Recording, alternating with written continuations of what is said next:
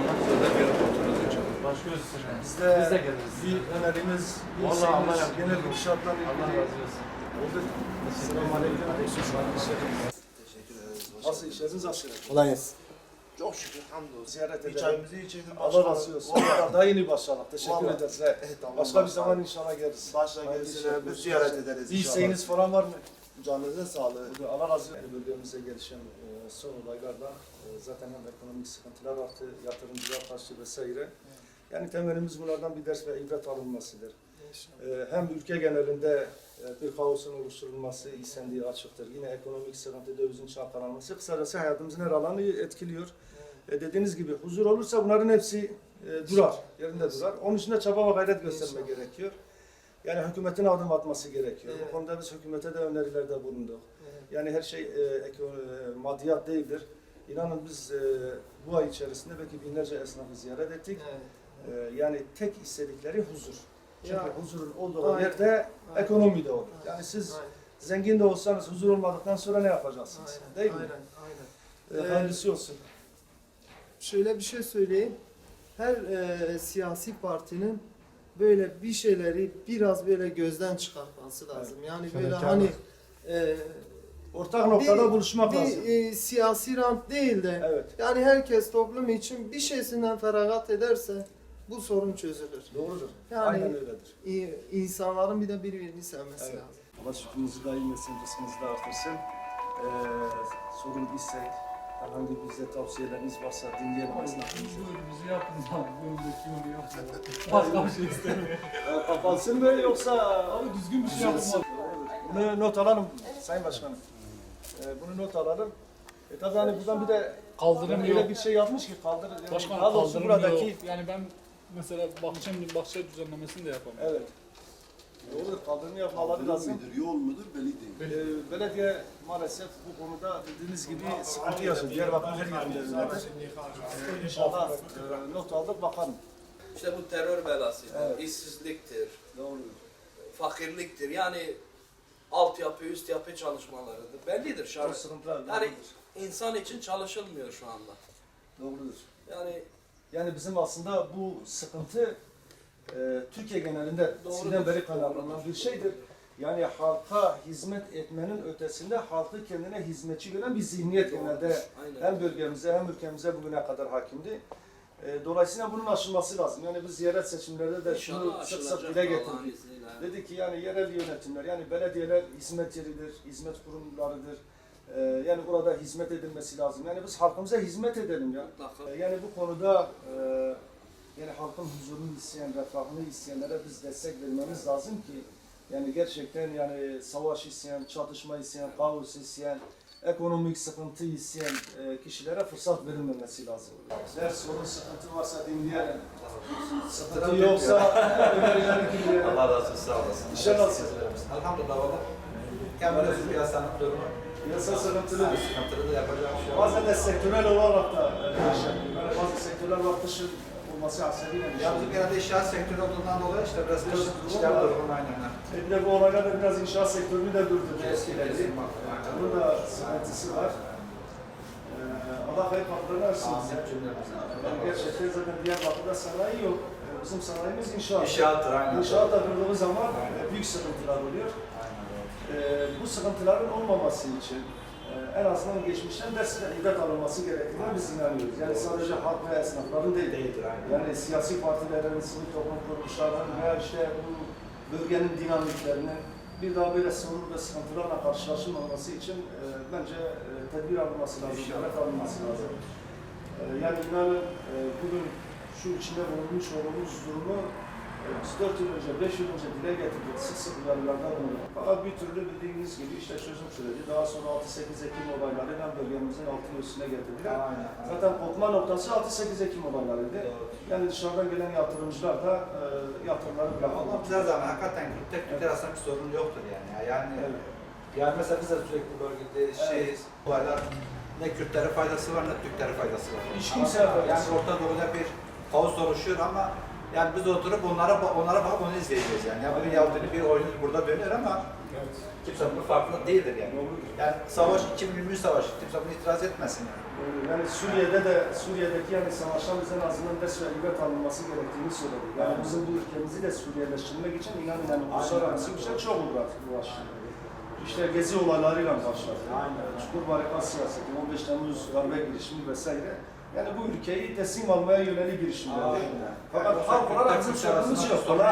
Yani bugüne kadar Kürtler ile Türkler arasında veya Sünniler ile Aleviler arasında sorun olmamış. Sorun olmamıştır. Fakat bunu sorun yapmaya çalışanlara karşı uyanık olmak lazım. Yani çünkü hassas olan dengeler, hassas bir süreçten geçiyoruz. Tabii bu konuda da yani bu normalleşmenin sağlanması için de hükümetin daha fazla fedakarlıkta bulunması lazım, adım atması gerekiyor. İşte bu yani hükümetin şu anda durumu yine istemiyoruz. Evet. Bu savaşın yok yani geçmesini istiyoruz. Başka bir şey. Huzur ortamı olursa, İnşallah. huzur ortamı olursa zaten bildiğiniz gibi her şey güzel. İnşallah hocam. Hayırlısı olsun. Sağ olun. Sağ olun. Türkiye'de Türk'lük sorunu halledilirse, halklar kardeş olursa, bu ülkeyi Avrupa ülkeleri ve emperyalistler hiç kimse yıkamaz. Fakat birlik beraberlik bizim içimizde olmadığı zaman sürekli yıkılmaya da mahkum. Öyle, aynen öyle.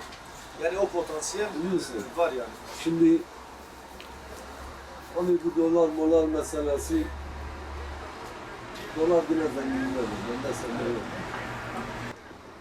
Dolar molar, zaten doların rengi nasıl bilmiyorum. Ama bize ne lazımdır? Bize huzur lazımdır. Bize insanca yaşamak lazım. Evet. Sen içeri girdin dedin Esselamun Aleyküm. Değil mi? Eğer biz Esselamun Aleyküm'ün anlamını bilirsek, biz onun emrettiği, söylediği doğrultuda gidersek hiçbir sorun kalmaz. Aynen öyle. Sen içeri girdin dedin Esselamun Aleyküm. Kardeşim, senin canına, malına, namusuna benden taraf zarar gelmez. Ben de dedim Esselamun Aleyküm Rahmetullahi ve Berekatuhu. Allah'ın bereketi senin ömrün üstünde olsun. Ben de senin gibi düşünüyorum. Benden de sana zarar gelmez. Allah-u Teala'nın söylediği şeyi biz yaptıksa, valla kardeş biz kardeşlikten. Allah vekil malımız da birdir, canımız da birdir, namusumuz da birdir, her şeyimiz de birdir. Bildiğiniz gibi 19 Aralık 2012 yılında siyasi parti olarak resmi olarak kurulduk ve çalışmalara başladık. Bu dönem içerisinde iki seçime girdik ve halkımıza bir söz vermiştik. Bu verdiğimiz söz de şuydu: biz diğer siyasi partiler gibi sadece seçimden seçime gelip oy isteyen bir siyasi parti olmayacağız. Her zaman halkımızın yanında, esnafımızın yanında olacağız. Onların dertleriyle ilgileneceğiz, dertleriyle dertleneceğiz. Sorun ve sıkıntılarını da her platformda dile getirmeye çalışacağız. Dolayısıyla şu anda yapmış olduğumuz çalışma da bunun bir devamı niteliğindedir. Bugün esnaflarımızın sorunlarını dinlemek, kamuoyuna duyurmak için şu anda çalışmalar yapmaktayız. Bildiğiniz gibi son 4-5 yıl içerisinde ülkemizde çok önemli olaylar gelişti. Çözüm süreciyle başlayıp gezi olaylarıyla devam eden 6-8 Ekim olayları, çukur ve barikat siyaseti, 15 Temmuz darbesinden sonra gerçekten maddi ve manevi olarak ülkemizde büyük bir kırılma meydana geldi. Halkımıza büyük bir moral bozukluğu meydana geldi. Bunun maddi yönünü şu şekilde açıklayabiliyoruz. Halkın bize yapmış olduğu açıklamalar, dile getirmiş olduğu sorun ve sıkıntılardan, özellikle 6-8 Ekim olaylarında bölgemizin altını üstüne getiren vandalist düşüncenin bölgemizdeki ekonominin dibe vurmasına sebep olmuştur ve o günden beri de bir türlü maddi olarak, ekonomik olarak düzelme meydana gelmemiştir. Dolayısıyla bugün de Yasin Börü ve arkadaşlarının mahkemesi var. Dolayısıyla bu vesileyle şunu da dile getirmek istiyoruz. Yasin Börü ve arkadaşlarını vahşice, barbarca katledenler ve bu işin azmettiricileri bir an önce yargı önüne çıkarılıp hak ettikleri cezanın verilmesi gerekir ki aksi takdirde yargıya olan güven zaten en alt sıralarda yer ediyor. Bu yüzden bu çok önemlidir. Bu vesileyle bu vahşi barbarlığı yapanlar, canice cinayet işleyenleri kınıyor, lanetliyor ve hayatını kaybeden kardeşlerimize de Allah'tan rahmet diliyoruz.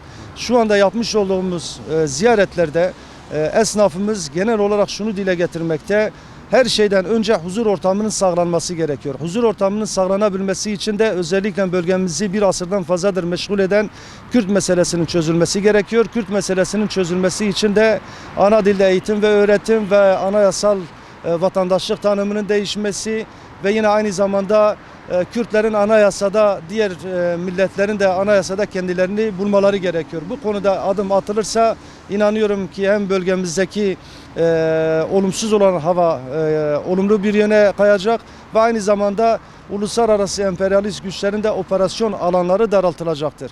Biz de bu vesileyle üzerimize düşen bir sorumluluğun gereği olarak da bunu sizin vasıtanızla dile getirmeye çalışıyoruz. İkincisi ekonomik olan sıkıntıların giderilmesidir.